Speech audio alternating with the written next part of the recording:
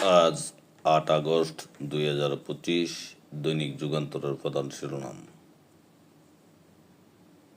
প্রত্যাশা প্রাপ্তির বিস্তর ফারাক, অন্তর্বর্তী সরকারের ১ বছর।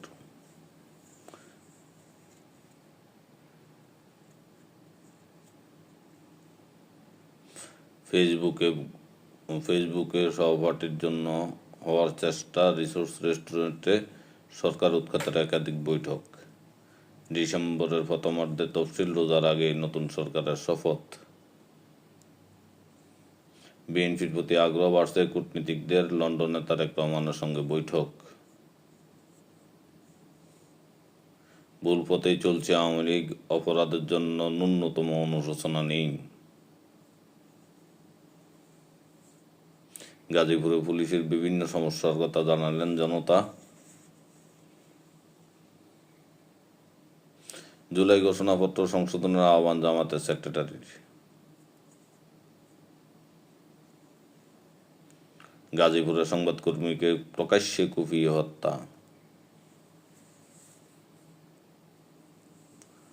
শিক্ষা প্রতিষ্ঠানে কোনো দলের দখলের বিরুদ্ধে বিএনপি, নজরুল ইসলাম।